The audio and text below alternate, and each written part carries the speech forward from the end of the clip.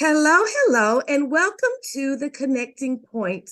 I am Dr. Marcy, your facilitator for this discussion today. This is the place where creators connect to inspire, share their ideas and stories, to transform the world through raw and unedited talk. And audience, today I am so happy that I have a school leader here with me today. I'm excited about it. This is Mr. Ernest Sessoms. He is a principal of an elementary school here in Atlanta. Welcome to the Connecting Point, Mr. Sessoms. Thank you so much. I'm so glad to be able to speak with you and all of your viewers and listeners. This is definitely a topic that we'll be talking about that is near and dear to my heart. So I think it was just, definitely divine intervention that we were able to connect on today. Yes. And Mr. Sessoms, I always tell the Connecting Point, thus the name of this platform.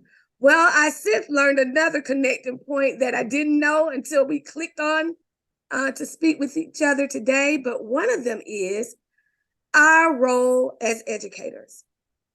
We're both in the same district. We're both in elementary schools, and we both have something dear to our heart. And that is our children and what is going to help them succeed. And one of those things is family support and engagement, of which we are talking about today. Now, Mr. Sessoms, would you tell the audience a little bit about yourself, who you are and where you're from and where you are now? Absolutely. I'm a native of South Carolina, also a military brat. So I will say I've been several different places traveling with family. But we settled down in South Carolina where I started kindergarten all the way through undergraduate. University of South Carolina, Columbia alumni, go Gamecocks. And I moved to Atlanta in 99, for my second year of teaching, of which I've had roles within Atlanta Public Schools, from teacher to instructional coach, assistant principal, you name it. I wanted to get experience in leadership in so many different ways and avenues. And so that's led me to my fifth year as principal at Dunbar Elementary School in Atlanta Public Schools. And I forgot to say one more thing about you. You didn't, I was going to see if you were going to say it yourself. But Mr. Sessoms was one of our finalists for Principals of the Year. And I just happened to be a finalist for Teacher of the Year of the district. So that's another connecting point. So I'm blown away. Like you said, this is a divine setup. Okay, now let's dive. That's testimony of how passionate we are about, our fields. Yeah. That both going above and beyond, and regardless of the accolades, we really try to do our best to inspire and motivate and to educate, all that we come in contact with in our school. So, absolutely. Well, let's dive right in. First of all, let's just talk a little bit about what does family engagement look like to you as a school leader? Well, I can tell you what my vision is. Okay. My vision is in that, of course, it's not there yet, but we're working toward it. But our vision is that we have a collaboration, a true partnership with families and staff. Being in the educational game for about 25 years now, a lot of times in the early part of my career, I've heard that it's the school's job to teach the children. It's the school's job to teach the children. I have to work and I send my kids, and you guys are the educators, you teach the children. But things have really changed in the last 5 years, even before the pandemic, leading up to the pandemic into now, and that we really need each other to really make it happen for our kids. It's a crisis that we're in. And so one of the things that I envision at my school, just starting at my school, and hopefully that will expand and branch off into other places, is that we want parents to, number one, feel welcome. We don't want them to feel intimidated. Oftentimes we may, it's just like the principal's office. As many times as I call people into the principal's office, they think they're in trouble. And it's not always, it's very rarely that. But there's a stereotype, a stigma out there about when parents come to the school Am I going to be judged? Am I going to be asked questions that I feel uncomfortable about? Am I going to be told that I'm doing things wrong at home, or am I being a bad parent? And so we try to put down those barriers so that, number one, parents feel comfortable coming in. And then also on the other end, that teachers feel comfortable receiving them. Teachers feel comfortable receiving them, because there's some animosities or some misconceptions on both ends at times. But creating those opportunities, that's my goal as a principal, because oftentimes they don't happen, organically. Sometimes they're not happening automatically, but you have to create those places and spaces for that to take place, for parents and teachers to have conversations, for them to interact. So that's the first step. And once we get them there, we have to maximize that time we have with them. Parents have very busy schedules, and oftentimes they have kids not only in elementary school, but they may have a kid in middle school and in high school. So we're asking some parents to come to all three levels all the time. Yeah, yeah. And we don't think about that sometimes. And I thought about that as an elementary school principal, because I've heard a lot of our families, and I see some of our families who have kids in middle and high school, and I know that their time is precious. So I have to be very intentional once I get them in the doors and how I maximize their time. Giving them information, of course, about in curriculum and instruction and how to help them with schoolwork, but how can we help you?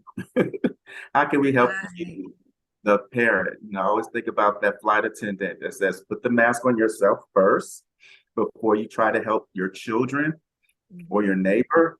And that's a lot of the root causes sometimes. Think about where does it stem from? It starts with the parent having a stable, safe, secure environment for themselves that they can lend to their kids. And just like us as adults, if we're distracted with other things in our mind, we can't focus on our work. And parents, they're doing the best they can, and they can't focus on their child's education when they have so many things going on about just trying to make sure things are happening in the household.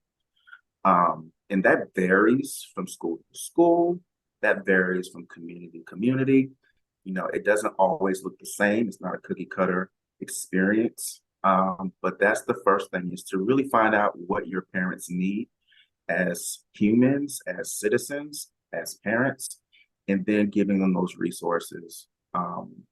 One of the things that are unique to Dunbar, I know they have a partnership with some other schools in elementary as well, but Atlanta Volunteer Lawyer Federation, AVLF, we actually have them as a partner, and they work with a lot of our parents on issues such as their landlords. Sometimes they're not situations, and sometimes they need an advocate and they don't have money for an attorney. So we have those free services. We also have situations where they need utility bill assistance. That's very important too. As we're working to receive children in the classroom into the school, we know that they need electricity at home. We know that they need water at home. We know that they need those things, and sometimes that may not be the case. And so that throws off the whole educational process. If you can't meet those basic needs, then we can't start talking about the others. Yeah. Or curriculum areas. Now, I know from listening to you and watching how you have led Dunbar, I know that there had to be some family engagement in your home. Your parents were involved, as my parents were involved. And I also just heard you say things are so different from even 5 years ago. Of course, the pandemic put a whole different spin on education and how we would approach parents. What were some of the things that you remember as a child regarding family engagement? Because as in my reading of research is done, families that support or they're seen in the building and, just supporting the child's education helps with the child's developmentally, help with the children developmental wise, and also academically. So what were your upbringings and what did you witness as a child? So I was fortunate My mom is an educator, retired educator. So I wasn't able to wait till school to receive formal training. So, and as a military brat, when we traveled, she was truly my first teacher because we went from city to state to country. And she was the one that was consistently giving me information at home, teaching me what I needed to know to be prepared for school. And with my dad being military, I just had a couple of classroom management discipline things going on at home. So I had a nice balance of an educator and then also the management piece because sometimes kids don't want to learn and they need to Right. understand the discipline parts of it. But I think that leads to, and I know everyone's parent is not going to be an educator, but that leads to what's so important is that we have to start with families exposing our kids to learning before they get to kindergarten. Yes, To do yes. We have to do that. I remembered, I think when I first moved to Atlanta, and I think it was 99, I heard that moms may have been a partnership with Grady, if I'm not mistaken, that when they had children, when they gave birth, they got books. They Mm. automatically got books to go home as first-time moms or as new mothers to take home to start reading to their child. Because, it starts in the womb. Kids Mhm. are hearing things from the womb. And the research is out there that's why you used to see moms with the headphones on their belly and things of that nature, because they hear those things. Language development, vocabulary development, speaking skills, those things have to start before school. Absolutely. And that is not happening as much in all communities, in all households. And I think that is a game changer because if Mhm. I can pinpoint one thing in addition to financial status Mhm. that makes a difference is exposing kids to that language development early on, being able to know those basics before they start. Because oftentimes, if we're first exposing them to those skills in kindergarten or even pre-K, they're Mhm. behind and they're always trying to play catch up. Catch up, yeah. Now, also thinking about the parent, are the parents equipped? We have to look at that. Are they equipped to provide what their children need? And, even me, when my children were growing up, math looked different Mhm. than it did when I was taking math. Yes. How they're learning. I remember spelling books. They don't have spelling books anymore. Right. So when I was growing up, writing the words over and over, looking up the definitions, that was a norm to learn language, words of all kind, and so our children are suffering in that area as well, even being able to express themselves with words because they're not getting many words. Hmm. I think that's very true, but I will have to say that our parents, although things change and it changes from generation to generation, that's going to always take place. So the actual curriculum and the strategies, they're all going to change, but the access is there. The access is there. And we always tell our parents that you may not understand how to do it, but we have avenues to get you support. Cell phones, iPads, those are prevalent in most homes. I can attest that I have second graders, sometimes first graders on up, who have their Uh-huh. own Yes. at school every day. So access is there. It's really just being able to show them where the tools are to get that help when they don't feel comfortable with it. And then also just it's the approach. It's the approach. You don't want to talk down to parents. You don't Right. want to make them feel lesser than. You want to say, this is something we're doing together. Let me share something with you. And I think that's important. And that's why at my school, explicitly, we have bigger turnouts with parent involvement because we don't advertise parent workshops. We don't Mm. put a parent workshop on a flyer. No one's coming to that. Right, No one's right. that just sounds too much like thinking, and I don't feel comfortable. This is not my profession. This is not my lane. Mhm. I don't want to sit there and if someone asks me a question and I don't know the answer. So we have events. We have events. We have main events. And because of the fact that parents often have kids in different schools, we have one main event a month. We try to actually come once a month to our main event. And we have a theme, and we always advertise it with the theme. Had a football with fathers theme. We've had a mother-daughter brunch. And of course, we make it nice, we make it inviting, but we always give them that information on that slide deck, on that PowerPoint. That's my dog, please ignore him. But yeah, we try to do that once we get them in the doors because you want them to come back. It's like good customer service. If I have a business and I have a store, when they first walk in my doors and they purchase something, first of all, I want them to purchase something. Then I want them to come back. We don't want them to say, I had a bad experience. I didn't feel comfortable. Oh, I'm not going back to that school anymore. We've lost that parent. And so we can't do that. And so many parents, that has been their experience. And we're fighting that. Sometimes parents have had bad experiences in school as students. Mm-hmm. And they still have that lingering in their minds. Trauma. In their trauma. Whether it was they felt they weren't a good student or they felt they didn't have that amazing teacher that they could think back on and say, thank you for believing in me. So those are a couple of the things, but yeah, we want to make sure parents have the tools because we understand we went to school and got a degree in this. Mm-hmm. We got some of us multiple degrees in this. Yeah. So when you think about parents who are not in the educational field, sometimes you got to give them, lead them to the tools because it's not something that's natural. I always tell my parents, all I ask, you don't even have to know how to do the homework. Just make sure that they do. Just give them an environment that they can focus. Just make sure it's something that they can do, and make sure that they read every day. Read every day. You can read to them. Conversations in the car. Those are so important, right? How was your day? What did you learn today? Those are those, sitting down to eat a meal together and talking, that's a moment that when I was a child, I loved it. We all sat down and we had a conversation. And so that went on with my children, and it doesn't take a whole lot. It's just talking about what did you do today? What did you learn today? And in my experience with working with parents, I approach parents as a parent. Mm-hmm. I know all teachers are not parents, all administrators are not parents, but those of us who are, if you approach them as a parent, mm-hmm. understanding their situation, it tends to work better.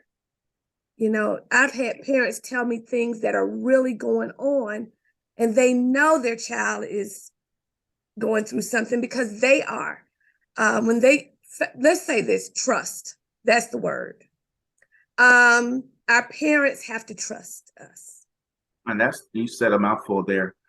Trust is so important because oftentimes where communication goes left really fast, it's because of lack of trust. Mm-hmm. It's because someone doesn't feel this person has their child's best interest at heart, or this person doesn't feel that this teacher doesn't feel like this parent has their best interest at heart in terms of what they're trying to do. We had a parent event a couple of weeks ago celebrating IB authorization. And one of the things I expressed to our parents is that we know you send us your best each and every day. You're not holding back the better ones at home and said, we're going to send these, and you're sending us your best each and every day. And then in return, we do our best with your children each and every day. So we're all sending best and doing our best. And so I think it's important to build that trust. And that doesn't happen organically. Like I mentioned before, you have to create those environments where parent and teacher have a sit-down conversation. And sometimes you have to give them guiding questions because it can be an awkward silence sometimes, depending on the situation with the student or some past experiences. It could be intimidating on both ends because I don't know where this conversation is going to go. So what I've done is, especially after Christmas, when we get back in the new year, we all have a school-wide set of parent conferences. And because of the pandemic, these can be in person or it can be virtual. We try to meet parents where they are. And so what I created was as a guide, and of course you have some flexibilities, but just to give teachers something to kind of guide them in the conversation. We give them guiding questions. How's your day going? Sometimes we take that for granted because some teachers are wanting to get right into the heart of the meeting and get to the business at hand, but we haven't said, how are you? And that's a loaded question at times because sometimes they'll tell you how they are, but you have to be able to go ahead back and address that, let them know you care, but then go back to the questions as well. But I think it's important to give teachers those tools as well to have those conversations, because they are tough conversations. And it's evolved. At one point, my very first year, we had monthly parent contact logs where teachers, submitted logs that show that they contacted parents once a month. And I asked that they always do the sandwich model, start with something positive, get to any concerns, and then end with something positive. But that didn't seem as organic, or it didn't seem natural. It would seem like teachers were doing a checklist, like check, check, check. It wasn't as meaningful. And so now that we go towards once a semester, it's a little bit better because you can talk about what took place the first semester, look at our MAP scores, data, things of that nature, look at attendance. Is there anything we can help with attendance? And then see how we can finish the next semester strong in terms of supporting the parent. Because, it's the same in education everywhere. Most times parents have that number saved, and it's like a bill collector calling, and they don't answer the phone. They say, oh, that's the teacher's number, or oh, that's the school's number. I have to get myself ready to answer this call because it's something that's not great. We want to try to flip that when we call, most times it's something positive, and every now and then it might be something that's a concern. And, I think too, one way to dispel that is to give parents an opportunity throughout the year, like an open door policy. If you have a concern or a question you need to ask, feel free to come ask it. Because if we're just coming at parents for an incident or when the child is not performing where we want them to perform, then it doesn't look good and it doesn't feel good from a parent's standpoint. So I think if we just make our school settings inviting for parents, like I said, open door policy. Parents should know I can come in there and talk to Dr. Simmons at any time. Okay? About anything. They should feel that comfortable. Yes, I think you hit it right there on the head, because communication is so important, and to make sure those avenues of communication are there. I learned something from a previous principal to have two phones. And with those two cell phones, you have one that's school-based where parents have the number, staff has the number. You have one just for your friends and family. And I've always done that. Even as an assistant principal before I became a principal, I would have two. Because when I'm in front of my parents, even on my one pager, my welcome letter, I have my cell number on there. And I always tell parents, you have a direct connection to me. Because I honestly can't predict where I'm going to be in person throughout a school day. I might be in the classroom, I might be in a meeting with the district outside of the building, but with my cell phone number, you have direct access to me, so that I can definitely address their concerns head on. Oftentimes, it's bridging that gap between teacher and parent. Thank you for letting me know. Have you talked to the teacher? No, you haven't? Okay, let me get an opportunity for us to have each other talk. I think that's happened a lot this year, because honestly, the pandemic has pushed parents out. They were restricted. We were doing a good job my second year. The second year as principalship, that's the year that ended March 2020. And, we're doing really good with getting parents in the building, get them involved. And then the pandemic hit and it was like, parents are not allowed in the building. Parents are not allowed to even come in the classrooms from the house. Not even for programs. That hurt me. Yes, we do virtual programs on YouTube Live. So now we're getting them back in and getting back with the flow. And that takes time because teachers have to shift back to the way it was. But I think it's just making sure we have those opportunities for them to come to the school. We have Bring Your Parent to School Day events because we know what parents really want. They want to get in that child's classroom and get a vibe of how this classroom works and how this classroom functions, because this is where my child is for the majority of the week, the majority of the day. We know that's what they want. So we invite them. We do one in the beginning of the year after open house, and we do another one in the next semester because things could have changed. A lot of things change in a semester in today's reality in school. Sometimes the teacher has changed. Sometimes the demographics of the classroom have changed in terms of you might have started out with 15 kids, now we have 25. Things have changed. So we want to start off the new year with you coming back into the school with Bring Your Parent to School Day. And that's always been a big, big hit. I think my parents at Dunbar now expect that, and they make sure they put that on their calendar, because that's going to be the most bang for their buck, because they're only going to get some information from us that's important, but they're also going to be able to sit in there and see that child's face that's proud to see mom or dad or even grandmom or grandpa who came to see me. You know, those faces of the students when those parents come in and they're so proud that their parent came, you know, you can't pay for that. There's no cost for that. Now, you mentioned earlier in our conversation about each school is different. Each community is different. So what do you do to make sure your school is culturally responsive? You know, because I can be at a school right down the street from another, and the culture is totally different. And the approach has to be totally different. So how do you do that from year to year to make sure you're meeting the needs of the student body, the parents, your teachers, and even yourself? Absolutely. And it starts with me. And it starts with me because as the leader of the building, I have to understand the dynamics of my community.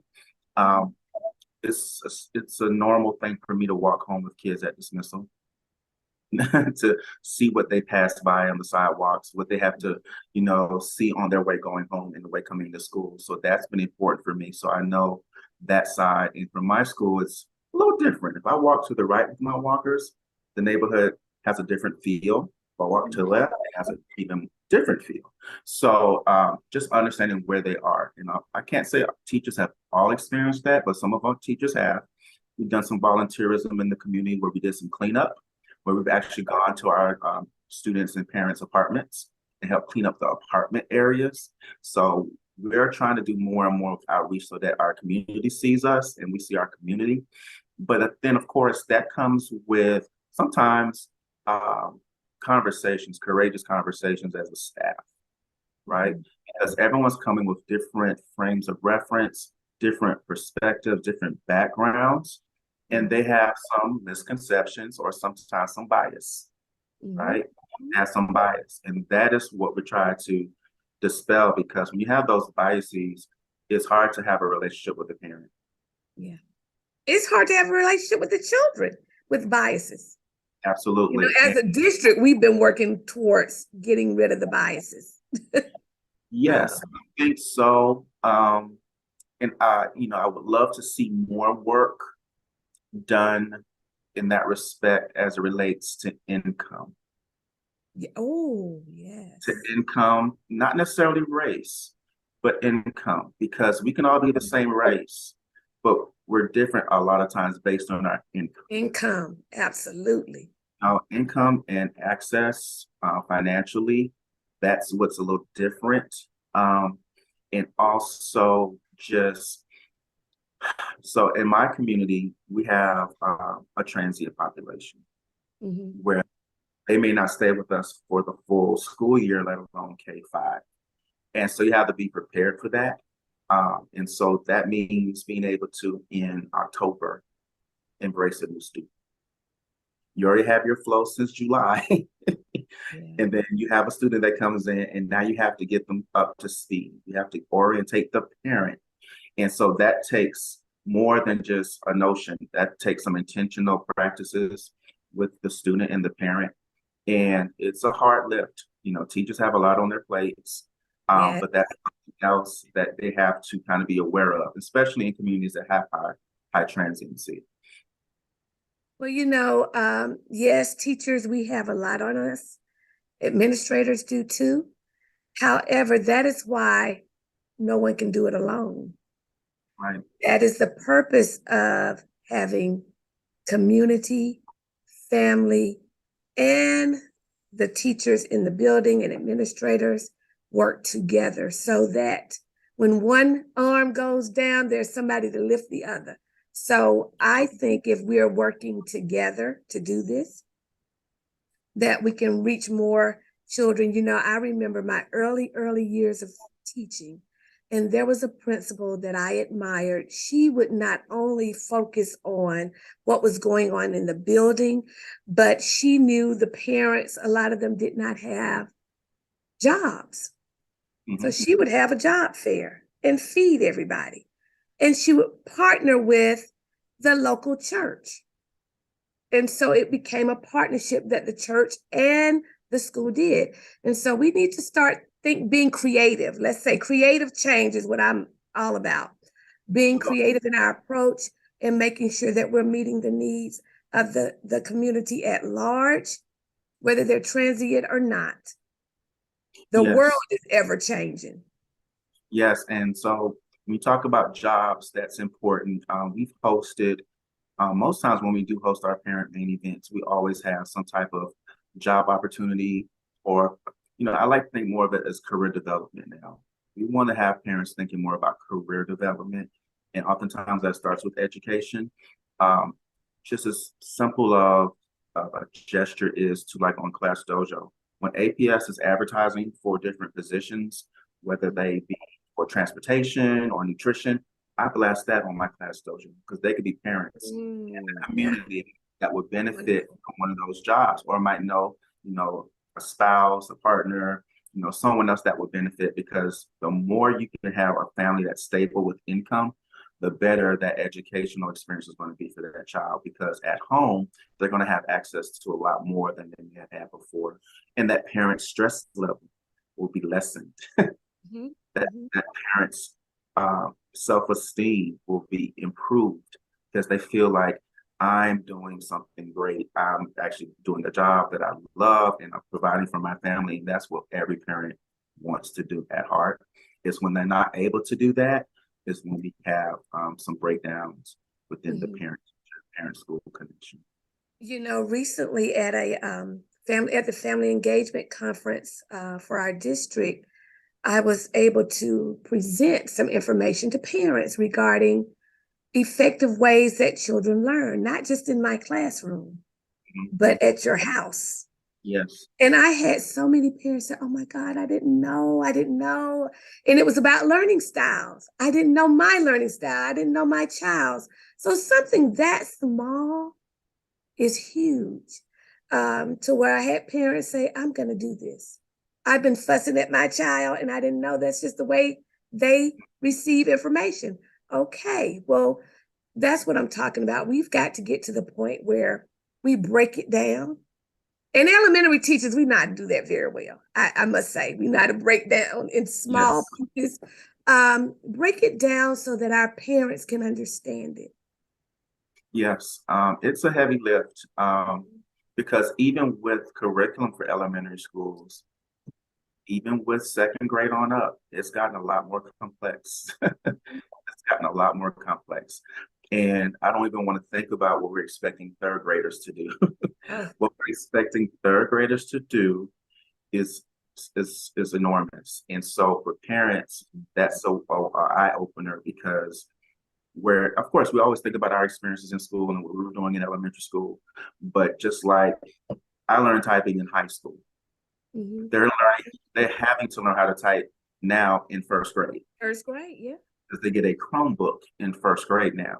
So where I was doing something in 11th grade, they're doing it in first grade. There goes the shift of how more complex things are. And so, like you said, just bite-sized chunks. When they do the Bring the Parent to School Day events, they're literally just watching them in centers, watching them doing hands-on activities, so that they can either join in with the kids or just kind of observe and kind of take it in what they're being asked to do, of course, in a non-threatening manner. We actually have something coming up on Tuesday for our great race. It's a competition. We're doing it with a parent-child competition, and it's for all of our parents at levels. The premise is to really get them ready to understand what milestones is bringing for them. Yes, I'm glad you brought that up. Yes. Prepare them for that. But I couldn't leave out my K2 babies, my kindergarten, first and second graders, so their parents are invited.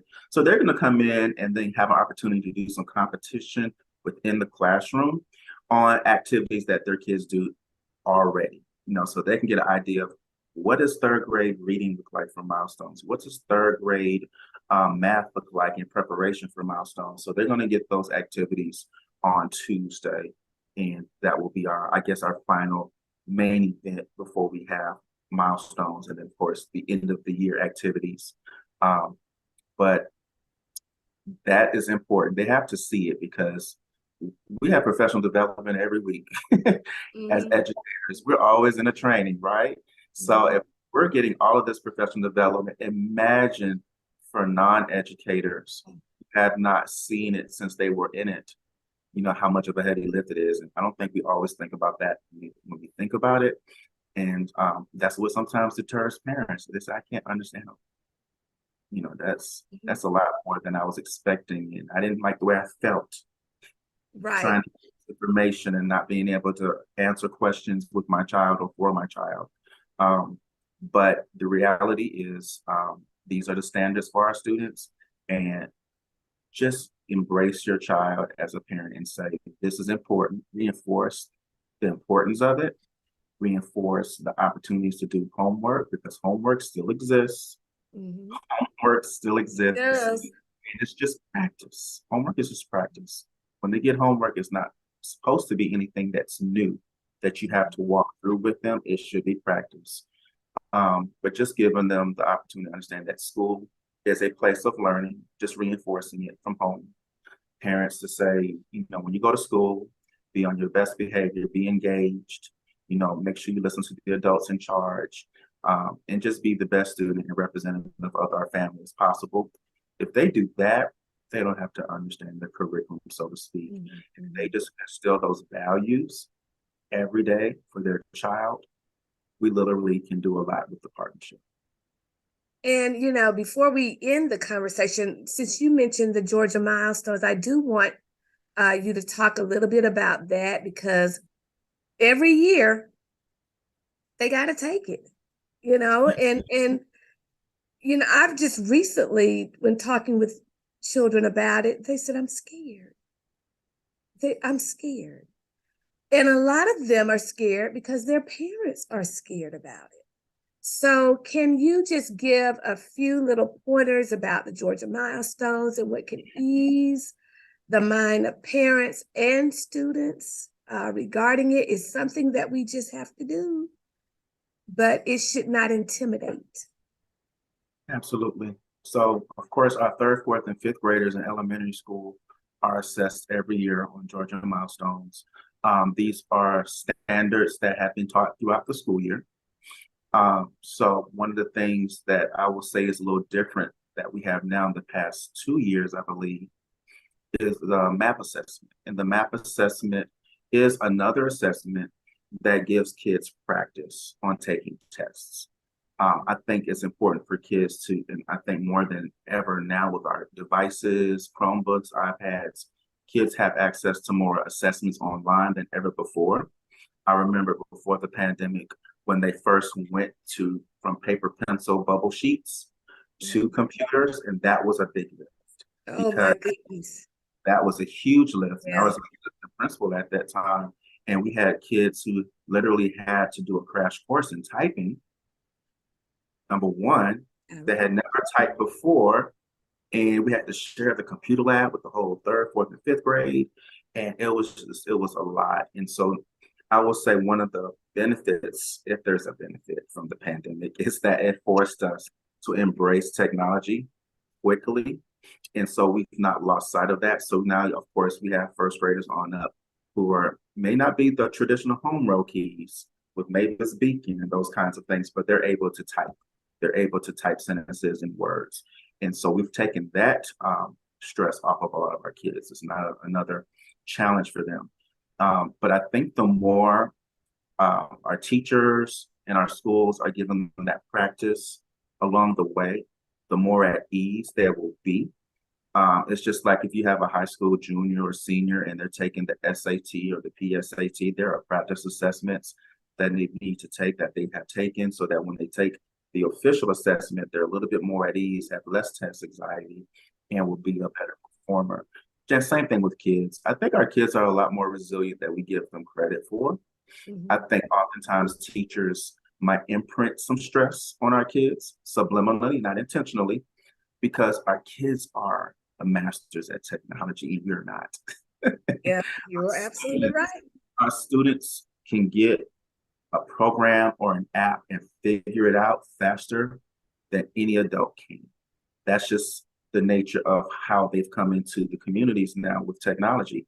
They know it better than we do. Sometimes they have to help us. So I think that the technology piece isn't going to be a real issue. I think honestly, just filling those gaps and deficits that they may have missed 2 years ago, that's still an ongoing theme.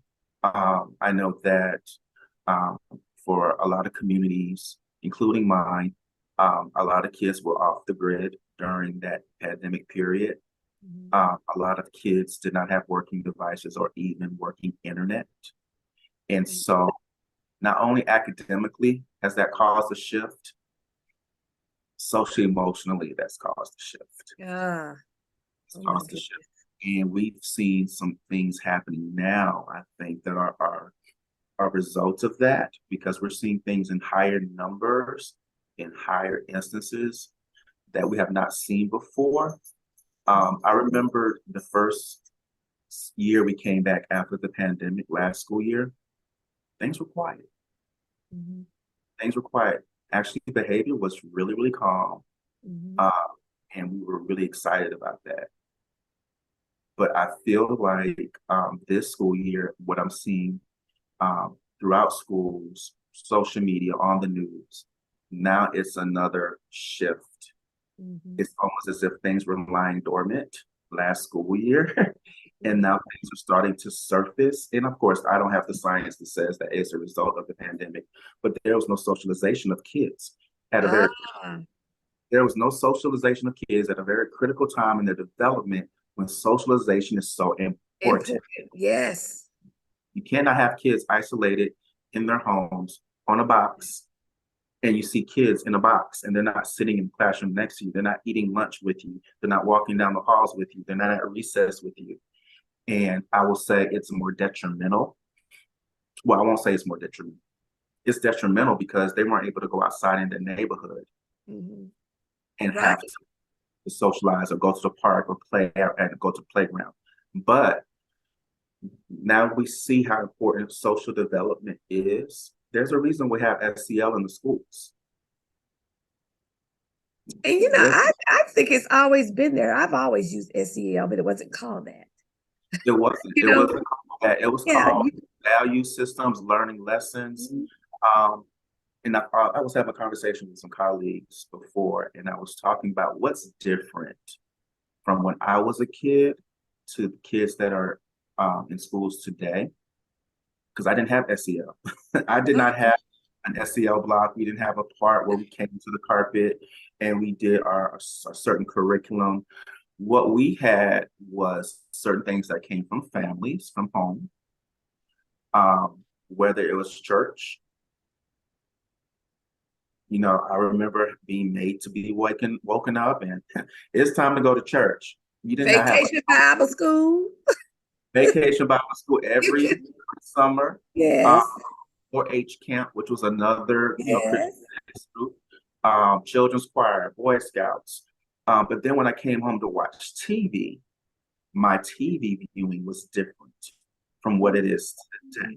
Absolutely. My favorite shows, full transparency, were Fat Albert, Which taught morals.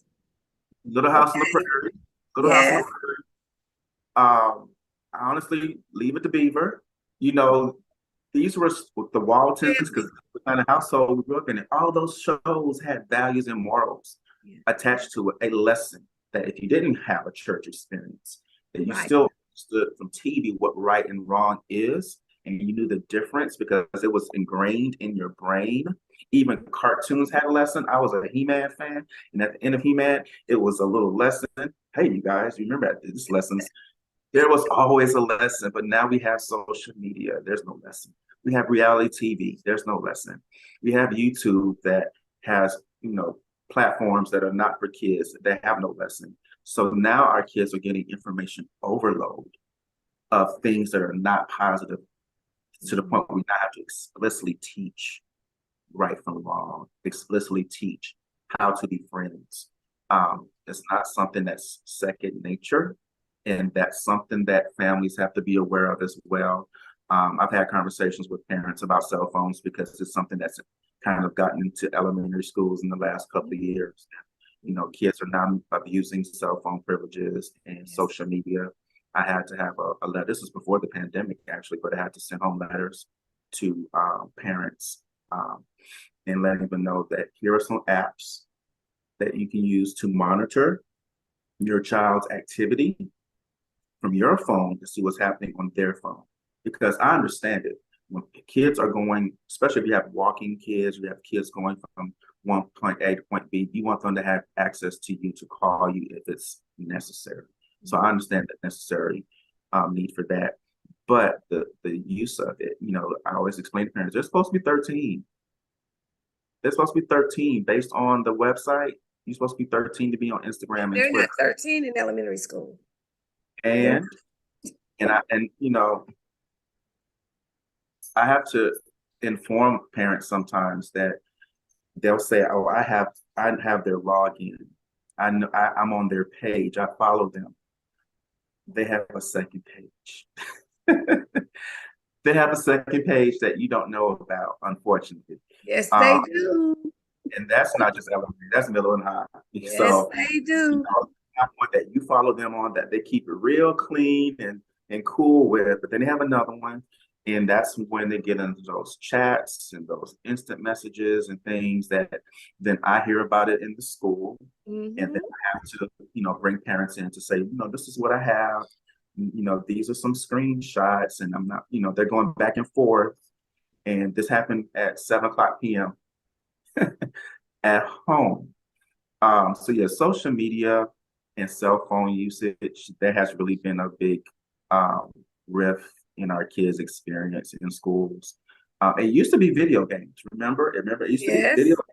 It used to yes. be the competition for instruction because we couldn't compete with the intense stimulation that a video game gave kids in the classroom. You know, this is before we had smart boards. This is when we had, you know, Mhm. chalkboards and whiteboards. So it was the video games. So now it's social media and video games combined. And so when we're trying to do some traditional teaching methods, they're like Yeah, they're not. not They're not. engaged. They're not I engaged. tell you, I had to change the whole way I teach music. I Yeah. used to be able to just go to the piano and play. They don't want to hear the piano anymore. They want a track. And so Yes. I had to get, I said, okay, I'll get with it. I make the change with them. Um, but we just got to be smarter in how we approach it. Strategic, let's put it that way, strategic in how Yes. we approach it. Because we're smart, everybody's smart somewhere, but we just got to have some method to how we are approaching family engagement and our children and the like. So, Mr. Sessom, before we get off of this conversation, can you give some words of inspiration to family, parents, um, regarding what we're trying to do um, to help them help our children? Absolutely. I think it's important to know that schools, teachers, school leaders, we all want the same thing that you want. You want to give the best for your child. You want to give them the tools to be successful, not just academically, but as citizens, as people in our communities. And so we have the same goal. We just have to get on the same page about how to get there. And that talks, that determines, you know, that's determined by how we, you know, have conversations with each other and how we actually meet each other at the middle and say, well, this is what I'm experiencing at home. And these are the things I'm seeing. Well, these are the things I'm seeing at school. This is what I'm seeing. So how can we see what can we do from both ends to support the child, for your child? And I think that's not going to happen with people staying out of touch. That has to happen with people having conversations together. Because education is at a point now where I'm concerned that Mhm. we're not going to have teachers to teach the children. Yeah, As a we're principal, seeing it. as a principal, and I know that it's also the goal of parents to have the best teachers available to teach the children. And I think with that goal as well, making sure that our kids that are in schools for 7 hours a day, 5 days a week or longer, have quality educators that are skilled, that care about them, that nurture them. I think that we can all agree that we have to work together, because we don't want a situation where we don't have those teachers in buildings, because that would really put us at a crisis. And we know that for most of our kids' learning styles, virtual was not the ideal situation. No, it wasn't. So listen, if you're out there watching, parent, educator, even children watch this, I've heard, but let's just work together to help each other. We all have moments where we get, tired, take a rest, and then come back and let's do it again, because our children are important and we want them to grow up to be healthy citizens, healthy physically, mentally, and emotionally. And also our school leaders. I oftentimes we don't think about the weight that's on your shoulders. And so let's try to help each other out so that we all can sustain the changes that are occurring. Thank you again, Mr. Sessoms, for engaging in this conversation. Oh, and I forgot, I have to leave a point to ponder. Or would you like to leave one, Mr. Sessoms? I'll give you, you want to leave a point to ponder? Absolutely. I will leave a point to ponder. Parents, we can't do it without you. And we love that you entrust your kids with us each and every day. And as we're getting ready for Teacher Appreciation Week, what can you do to show your teacher that you appreciate them? Oh, I like your point to ponder. What can you do, parents, to show those teachers that you appreciate them? I love it. And Mr. Sessom, if someone wants to contact you to come speak and motivate whomever, how can they reach you? Oh, absolutely. If you go to our school website for Paul Lawrence Dunbar Elementary School, you'll find my contact information there. I'm also on Twitter at Dunbar Sessoms. So that's also another way you can get in contact with me. My email and information is on there as well, at Dunbar Sessoms on Twitter. Okay, and like I say every week, if you would like to have a discussion with me to inspire others or just share your ideas, reach out to me at drmarcyts@gmail.com, or you can join a group on Facebook, the Connecting Point for Creators group. It's just a platform to be inspired on a daily basis to help all of us stay in this process of creating over and over again and being positive about it. And so this show airs on Tuesday nights at 7 p.m. Instagram TV, YouTube, Facebook, Twitter. On Wednesday nights, you can get it on KBCN TV, Spotify, and Anchor. All that I ask is that you like it and share it so that others may be inspired. Thank you again, Mr. Sessoms. My pleasure. My pleasure. And until we have, oh yeah, my pleasure. You blessed me today. And until we meet again, audience, peace and blessings. Bye-bye. Take care. I would like to invite each and every one of you to have a discussion with me. Yes, I want to partner with you. Let's have a discussion. What are you passionate about? What do you believe will inspire others? Is it your testimony? Is it your life experiences? Or is it something that you just know about that you know will help uplift someone and transform the world for the better? If that's you, reach out to me at drmarcyts@gmail.com. That's drmarcyts@gmail.com with your contact information, your topic of choice, and the best day and time to contact you. And someone will contact you to schedule a discussion. All you gotta do is know what you want to talk about, do the research, and make sure it is something that can uplift and change, transform the world. Let's do this together.